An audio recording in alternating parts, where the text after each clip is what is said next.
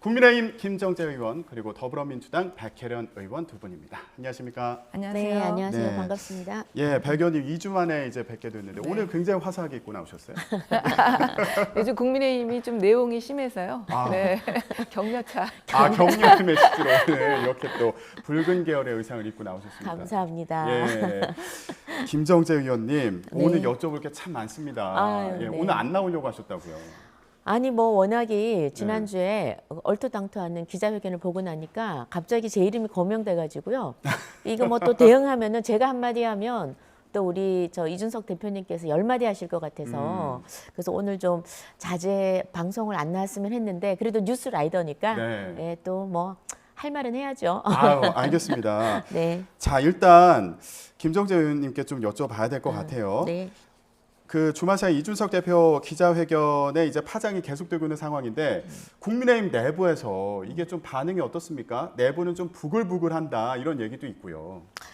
부글부글하지만 당을 위해서 다들 말을 아끼고 있죠. 어. 근데 이번 기자회견은 네. 사실상 이준석 대표가 자초한 그런 사건들 때문에 지금 당내 내용이 시작된 건 사실입니다. 그래서 네. 이번 기자회견은 첫 번째 그 성상납 의혹 그리고 이것을 이제 덮으려는 그 증거인멸 의혹에 대해 적절한 해명을 할 것으로 저희는 기대를 했었고요. 두 번째는 이 저 비상 상황을 이번에 그 효력 정지 가처분 신청을 내지 않았습니까? 네. 여기에 대해서 당위성을 말하는 자리라고 생각을 했었는데 갑자기 이 온데간데 없고 본인의 그 성상납 의혹에 대한 해명 이런 건 아예 한마디도 없었고요. 사과도 해명도 없었습니다. 네. 그리고 가처분 신청에 대해서도 이거 뭐 본질은 다 저 피해서 갑자기 이걸 권력 투쟁으로 가져가서 권력 투쟁으로 몰고 가서 당을 굉장히 당과 대통령의 그냥 그야말로 또 다시 한번 그 난사를 한 그런 기자회견이 아니었나 그런 생각을 하고요. 네. 또 본인을 피해자 코스프레로 만드는 시간이었습니다. 그래서 제가 다른 건 모르겠지만 이준석 대표의 이 그 피해자 코스프레 네. 하는 거 그리고 또 이슈 전환하는 능력 어. 이 능력 하나는 이번에 확실히 본 것 같습니다. 피해자 코스프레라면 어떤 부분 말씀하신 거예요? 그러니까 이번 기자회견은 아시다시피 본인이 조금 전에 말씀드렸다시피 그런 성상납 의혹하고 증거인멸 의혹에 대해서 해명하는 자리 분명히 아니면 한번 정확하게 해명을 저는 해야 된다고 보거든요. 그리고 예. 또 왜 이런 일이 벌어졌는지에 대한 음. 이게 사실인지 아닌지는 이제 곧 밝혀지겠지만 지금까지 나온 모든 어떤 그 다른 그 사람들의 진술, 경찰 진술 등등을 봤을 때 분명히 한번 해명은 하고 넘어가야 된다. 네. 또 사실이 아니라면 정확하게 자기가 그 있었던 실질적인 일들을 정확하게 조목조목 다 얘기를 해야 된다. 왜냐하면 이준석 대표님 지금 말씀하신 거 보면 기억력이 아주 좋아요. 십수년 전에 일어났던 정치적 사건 하나하나를 다 소환해내면서 당을 공격하고 자기 방어를 합니다. 그 정도 기억력이라면은 본인의 그 성상납 의혹에 대해서 저는 충분히 자세히 얘기할 수 있다고 보는데 한마디도 하지 않지 않습니까?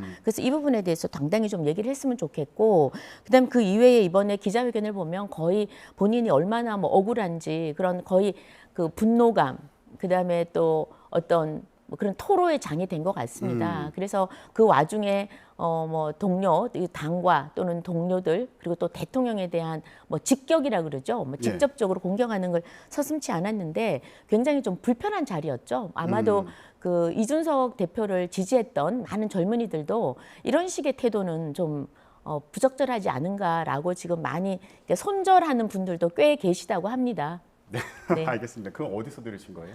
이거는 조금 전에 어. 조금 전에 들어오는데 여기 젊은 분들이 저한테 뭐 여론도 좀 전해주시는데 뭐 그런 지금 이준석 대표께서는 본인 위주로 그러니까 그 전체적인 내용을 보면 내 의견에 나는 옳고 나는 절대선이고 나는 옳고 나에 대해서 반하거나 나를 비판하는 세력은 그야말로 공적으로 몰고 있거든요. 네. 그래서 사실 요즘 그 꼰대 그러는데 이 젊은 꼰대도 요즘 유행하는 말입니다. 자기가 옳고 나만 옳고 사실 꼰대들이 그렇지 않습니까? 나만 옳고 남들은 다 틀렸다. 내 말을 따르라. 예. 이런 걸 꼰대라고 그러는데 저는 이번에 우리 이준석 대표 보면서 이 그 말 잘하는 젊은 꼰대의 모습이 참 연상이 됐습니다. 말 네. 잘하는 젊은 꼰대 모습이 연상됐다. 네. 예, 이렇게 지적을 해주셨고요. 기자회견 이후에 이 얘기도 논쟁거리가 됐거든요. 저희가 발언을 좀 준비를 했습니다. 예, 잠시 들어보고 오겠습니다. 돌이켜보면은 양의 머리를 흔들면서 개고기를 가장 열심히 팔았고 가장 잘 팔았던 사람은 바로 저였습니다. 대통령 선거 과정 내내 한쪽으로는 저에 대해서 저기 하는 사람을 대통령 만들기 위해서 당대표로서 열심히 뛰어야 했던 제 쓰린 마음이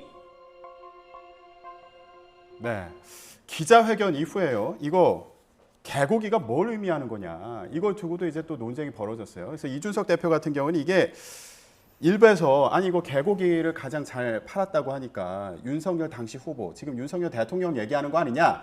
이런 이제 시각도 있었는데 이준석 대표 같은 경우는 이게 사람을 지칭한 게 아니고 우리가 걸었던 많은 가치가 조정되고 수포로 돌아가는 걸 얘기한 것이다. 이렇게 설명을 했거든요. 예, 의원님 어떻게 들으셨어요? 그냥 들리는 대로 다 들을 텐데요. 그 말하는 사람의 의도가 무엇이었든 간에 들은 사람들이 청자가 그렇게 충분히 해석할 수 있게 저는 말을 했다고 봅니다.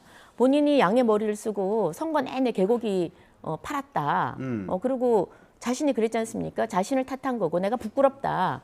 그러니까 대통령 계속 그 대선에서 대통령을 위해서 많은 그 뭐 지지 연설을 하고 다니지 않았습니까? 선거 운동을 하고 그게 모두 다 개고기를 팔았다라고 하는데 어떻게 뭐 다른 해석이 가능하겠습니까? 그래서 저는 이번에 이 25분간의 이 기자회견은 정말 그야말로 찬란했던 그 청년 정치에 막을 내리는 게 아닌가. 굉장히 마음이 좀 아팠습니다. 네. 사실 이준석 대표가 굉장히 장점이 많은 분이에요. 예. 근데 그런 많은 장점들이 그 치명적인 단점에 의해서 이렇게 장점이 가려진다는 게 굉장히 좀 아쉬웠고요. 그리고 지금 그 사실 당대표는 언행을 굉장히 절제하고 무겁게 해야 됩니다. 그런데 이렇게 가볍게 얘기하고 어떻게 생각하면 굉장히 어리석은 그런 언행들이 아마 시간이 지나고 나면 이준석 대표께서 아마도 정말 이거 이불킥 흑역사 분명히 저는 될 거라고 봅니다. 네, 알겠습니다. 저희가 유튜브로도 저희 방송을 생중계를 해드리고 있는데 여기서도 이 개고기가 의미하는 게 뭐냐 이런 질문이 또 올라오기도 했는데 의원님께서는 이게 들리는 대로 윤석열 대통령을 지칭하는 것으로 해석될 수 있다 이제 이런 말씀이시죠. 충분히 그렇게 해석될 수 있죠. 자, 이준석 대표 이 기자회견을 두고요. 좀 과한 거 아니냐 뭐 이런 시각도 일부에서 나오고 있는 그런 상황이었는데 민주당에서는 좀 어떻게 보셨어요? 그러니까 뭐 이준석 대표가 원래 말하는 스타일이나 이런 것들이 굉장히 극한까지 하는 스타일 아닙니까? 그런 부분들에 대한 문제 제기는 할 수도 있을 것 같아요. 그런데 실제로 이제 이 객관적인 사정을 본다면 어쨌든 간에 두 번의 큰 선거를 승리한 당대표 아닙니까? 네. 저희 당으로서는 가슴 아픈 일이지만 어쨌든 간에 두 번의 큰 선거를 승리한 당대표이고 그동안 지리멸렬했던 국민의힘을 어쨌든 일으켜 세우는데 큰 역할을 했던 것입니다. 그런데 결론적으로는 지금 개인의 문제가 있었다고는 하지만 여러 가지 당원 당규의 문제점에도 불구하고 이준석 대표를 국민의힘에서 끌어내린 상황입니다. 그리고 그 끌어내린 상황에 결국은 윤석열 대통령도 결국은 그 윤핵관들에게 힘을 실어줬다는 것이 그 문자로 인해서 드러난 상황이거든요. 그러니까 본인의 입장에서는 토사구팽을 당했다. 이렇게 생각할 수밖에 없는 상황으로 보입니다. 그런 상황에서는 또 이제 정치적 생명이 지금은 사실 완전히 끝장이 나느냐 마느냐 이런 상황이거든요. 실제로는 당대표 징계 받은 것까지는 그래도 본인이 수긍하겠다 이런 태도였던 건데 사실은 비대위가 출범하면서 결국은 정계로의 복귀 자체가 사실은 어려워진 그런 상황입니다. 그렇기 네. 때문에 이준석 대표의 입장에서는 자신이 할 수 있는 모든 것을 어떻게 보면 할 수밖에 없는 상황으로 몰린 것은 맞는 것 같습니다. 그런 네. 부분에서는 좀 참작할 부분이 있지 않나 이렇게 볼 수 있죠. 네. 대통령 문자를 보더라도 이제 그런 윤석열 대통령 주변의 핵심 관계자들에게 좀 힘을 실어준 거 아니냐 이런 해석이 나올 수 있다 이런 말씀을 또 해주셨고요. 또 지금 댓글을 보니까 이준석 대표도 많이 참은 거 아니냐 뭐 이렇게 얘기하시는 분들도 있는 그런 상황입니다. 자, 그런데요. 지금 윤핵관 얘기가 나와서요. 이준석 대표 기자회견에서 이 발언도 논쟁거리가 됐거든요. 예, 다음 발언도 좀 들어보겠습니다. 결국 이 정권이 위기인 것은 윤핵관이 바라는 것과 대통령이 바라는 것, 그리고 많은 당원과 국민들이 바라는 것이 전혀 일치하지 않기 때문입니다. 권성동, 이철규, 장제원과 같은 윤핵관들, 그리고 정진석, 김정재, 박수영 등의 윤핵관 호소인들은 윤석열 정부가 총선 승리를 하는데 일조하기 위해서 모두 서울 강북 지역 또는 수도권 열세 지역 출마를 선언하십시오. 네. 아니 여기 김정재 의원님도 여기 거론이 되셔가지고 깜짝 예. 놀랐습니다. 어떠셨어요, 듣고서? 너무 깜짝 놀랐죠. 예. 왜냐하면 제가 그렇게 뭐 윤핵관 호소인, 전또 그런 단어도 처음 들어봤는데 아마 예전에 그 박원순 시장 그 권력형 성범죄 사건이 있을 때 그때 피해 호소인을 또 이렇게 차용을 한 것 같아요. 아무튼 머리는 좋고 말은 잘합니다. 그러니까 피해 호소인을 또 차용을 해서 윤핵관 호소인이라 거기 제 이름을 석자를 넣어줘서 저를 아주 전국구 의원으로 만들어 주셔가지고 깜짝 놀랐는데요. 네. 아마도 이 지금 아까 좀 말씀드렸다시피 사안의 본질을 흐리기 위한 하나의 또 작전인 것 같기도 하고 네. 그다음에 이걸 권력 투쟁으로 몰고 가서 지금 당내를 정말 한마디로 분탕질을 하는 것 같습니다. 그런데 분명한 것은 지금 제 이름이 거론된 일을 저는 모르겠는데 아마도 굳이 하나를 꼽자면 지난 1월이죠. 우리 그 당 대표께서 그 당시에 계속 후보를 간접적으로 공격하기도 하고 또는 뭐 당무를 거부하기도 하고 뭐 집안을 나가기도 했습니다. 네. 그래서 그때 우리 당내 의원들이 정말 거의 부글부글했습니다. 참을인자를 그때 그냥 새기는 정도가 아니고 저희가 그냥 온통 참을인자였어요. 그래서 의총을 그때 당시에 했었고 제가 첫 번째 발언을 했습니다. 제가 참았던 모든 그 의원님들의 의견을 정말 모아가지고 예. 제가 그나마 절제된 언어로 굉장히 제가 대표 제발 좀 이제 SNS 그만하고 좀 자중자애하고 그다음 후보가 좀 빛나게 하고 그다음 대표는 조금 심지어는 민주당의 당대표처럼 참 물러서서 돕자 함께 돕자라는 그런 의견을 거의 대부분 의원님들이 한 80% 의원님들이 찬성하면서 냈었습니다. 예. 그리고 또 이준석 대표 그 면전 앞에서 제가 또 첫 번째 발언을 했습니다. 그때도 아마 제가 상당히 뭐 어떻게 생각하면 본인한테는 굉장히 아픈 얘기일 수도 있지만 저희 당을 위해서 또 대선 승리를 위해서 제가 총대를 메고 용기를 내서 얘기한 겁니다. 그래서 많은 의원님들이 용기를 냈는데 아마 제가 순서가 첫 번째로 하다 보니까 그때 아마 굉장히 불쾌했던 게 이번에 이렇게 호소인으로 올려주는 등극시키는 그런 계기가 되지 않았나 싶고요. 예. 저는 개인적으로 그때 문재인 정부가 그 막을 내릴 때 그나마 박원순 소위 권력형 성범죄가 큰 그 기폭제가 됐다고 생각을 하는데요. 예. 그때 제가 그 대책위원장을 맡았습니다. 예, 그래서 그 당시에 그런 위원장을 맡아서 권력형 성범죄에 대해서 제가 굉장히 비난을 하고 했었는데요. 이번에 우리 당내에서 일어난 이 당 대표의 우리 자당의 성상납 의혹에 대해서는 제가 한마디도 하지 않았습니다. 사실은 굉장히 부끄러운 일이죠, 저로서는. 그래서 제가 이런 방송에 나와서 그 냉정하게 얘기하지를 못했고 그저 우리 대표 감싸고 또 자당을 감쌌던 그런 부분에 대해서는 돌이켜보면 굉장히 정치인으로서는 굉장히 저 스스로가 좀 떳떳하지 못한 부분도 없지 않아 있습니다. 그럼 이거 한 번 더 여쭤볼게요. 다음 총선에서 험지 출마해라. 아, 네. 네, 이렇게 또 얘기를 해가지고요. 이거에 대한 입장이 또 있으실 것 같아요. 아마 뭐 민주당이든 여당이든 야당 국회의원들 출마는요. 출마자가 스스로 정하는 겁니다. 출마자가 자기 지역의 발전을 위해서 고향이나 아니면 지역적 연고가 있든지 아니면 다른 어떤 연고를 가지고 스스로 정하는 것이고 당은 그 출마자들이 여럿이 있는 중에 시스템에 의해서 여론이라든지 이런 걸 참고해서 심히 그 지역 주민들이 결정을 거의 하는 거죠. 이렇게 이준석 대표가 당 대표였다라는 그런 그 권력 하나로 어떤 의원들한테 여기저기 출마하라 말할 자격도 없고요. 또 그래서도 안 된다고 봅니다. 네. 그리고 지난 21대 저희 국민의힘이 참패한 이유도 그 당시 공관위원장께서 의원들 지역구를 마음대로 자의적으로 바꿨습니다. 도저히 뭐 이건 있을 수 없는 일이죠. 이건 선택을 하는 겁니다. 출마자가 선택을 하는 거지. 이준석 대표께서 이렇게 지금 뭐 험지 출발론 이런 걸로 좀 뭔가 섹시한 주제 아닙니까? 이런 걸로 또다시 그 본인의 그 문제, 본질의 본질을 또 피해가려는 그런 저는 그런 발언이 아니었나 네. 이렇게 생각을 합니다. 그리고 이준석 대표가 어제 또 했던 얘기 중에 하나가 공직 후보자 기초 자격 시험이 이게 윤핵관들과 갈등이 깊어진 배경이다 이런 얘기를 또 하기도 하더라고요. 전혀 아니죠. 전혀 아니고 그건 충분히 그러니까 문제는 좀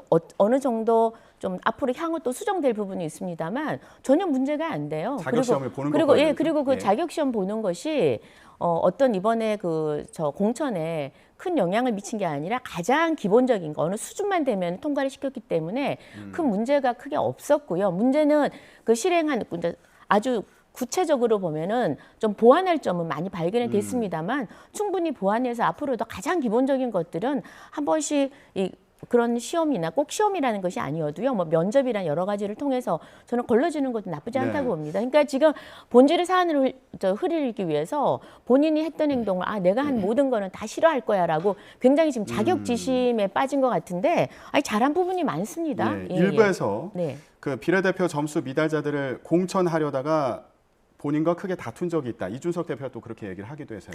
공천 문제는 제가 아는 한 이준석 대표께서 제가 이거 뭐 언론에서 얘기하는 것이 바람직한지 모르겠지만 이번에 당대표 계실 때 많은 지역 이번 지방선거 때 많은 개입을 하셨어요. 그래서 굉장히 불편한 불편한 건 있었지만 본인은 아마 이런 이야기들을 아마 저희 당을 위해서 이런 얘기를 저희가 바깥으로 하는 거는 좀 옳지 않다고 보고요. 그리고 지금 자꾸 착각을 하시는데 이번 이 사태의 본질은 본인의 성상납 의혹과 증거인멸 그 의혹에서 출발한 겁니다. 네. 제발 좀 이렇게 피해 가시지 말고 좀 정정당당하게 이준석답게 젊은 청년답게 저는 바로 저 이슈와 정면 대응을 하셨으면 하고요. 그다음 이 비상 상황이 잘못됐다 그래서 지금 저 법원에 그 가처분 신청까지 하지 않았습니까? 그러니까 이게 왜 잘못됐는지 이 얘기를 하면 좋을 것 같고요. 저는 가장 그 기자회견 할 때 황당했던 게 뭐냐면 이번에 저 비상 상황은요. 본인의 이런 그 사태 본인의 의혹 이런 의혹 성상납 의혹 때문에 징계를 내려진 것이고 그리고 최고위원들이 다 사퇴를 했습니다. 네. 거의 다 반 이상 사퇴를 했고요. 그래서 지금 비상 상황으로 넘어갔는데 여기에 따른 그 당헌 당규 딱 하나 바꿨습니다. 딱 하나 바꿨고 이건 비대위원장을 임명하는 절차 예. 여기에서 직무대행을 하나 더 보충한 것이 전부입니다. 그런데 이 당헌 당규 개정을 그 검수완박을 한 민주당의 행태하고 이렇게 그 등치시켜서 비교하는 걸 보고 이분은 정말 우리 당의 그 대표라고 믿어지지가 않는구나. 어떻게 검수완박을 그런 행위를 한 민주당의 행태와 이게 당규의 96조 3항에 직무대행이란 단어 하나 넣은 거를 이걸 비교할 수 있을까? 이거는 정말 국민들을 너무 우롱하는 거죠. 네, 알겠습니다. 오늘 김정재 의원님의 말씀을 좀 많이 듣게 되는데, 예, 지금 유튜브에서도 찬반 여론이 또 이렇게 나오고 있는 그런 상황입니다. 자, 백혜련 의원님, 이준석 대표 같은 경우에 윤핵관이 가장 두려운 방식으로 대응을 하겠다 이렇게 얘기를 했거든요. 의원님 보실 때 어떤 방식이 가능할 것 같으세요?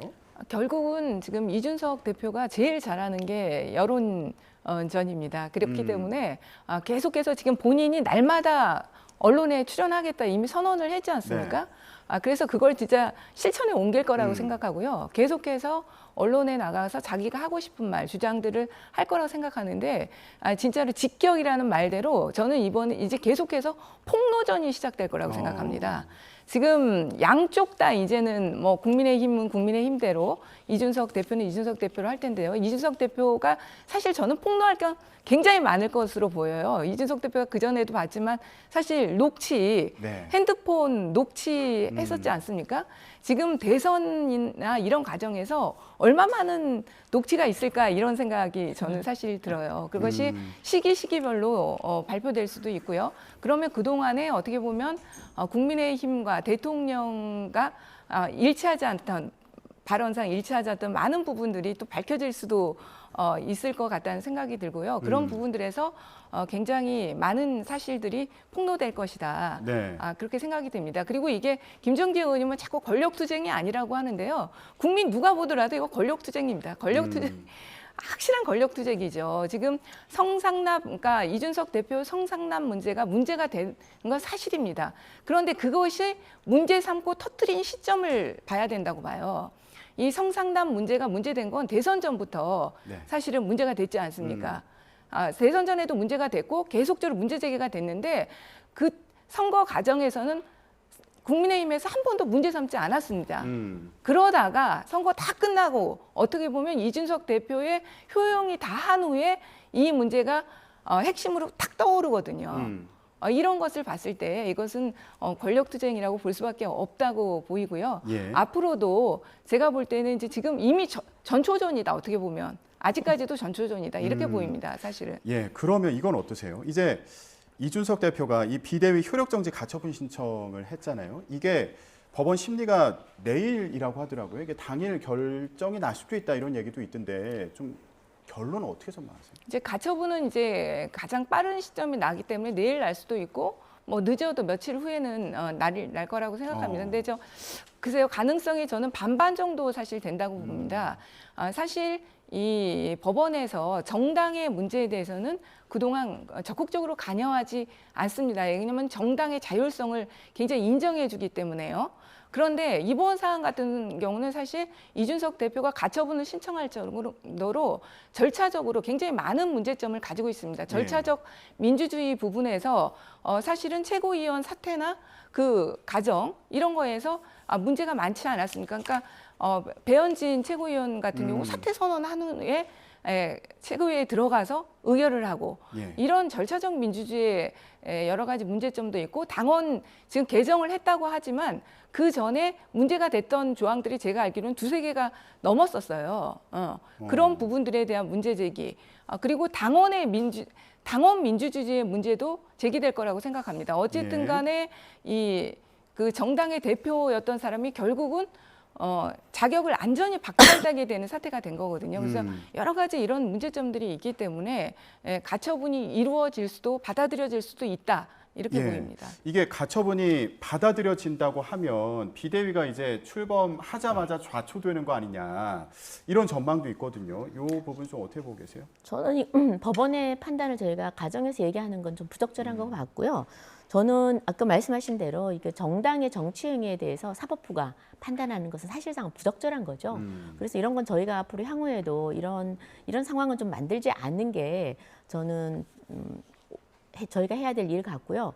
그다음에 결과에 대해서는 저는 이 절차적 정당성에 대해서는 저는 전혀 문제가 없다고 봅니다. 왜냐하면 뭐 다들 아시다시피 이번 같은 경우에 그 최고위가 지금 사퇴를 했고 이것을 비상 상황으로 볼 것인가 말 것인가 문제였는데요. 제가 이렇게 한번 복기를 해봤어요. 그 과거에 보니까 2019년 4월에 그 바른미래당의 이준석 대표가 최고위원이었습니다. 그때 이준석 대표가 4.3 보궐선거 참패를 한 이후에 지도부 책임론을 문제 제기를 하면서 손학규 대표를 물러가라고 합니다. 그러면서 이런 얘기를 합니다. 정치 문법상 선출직 그 최고위원과 대표 이들 전체적으로 과반 이상이 사퇴하게 되면 이건 지도부가 무너진 거다.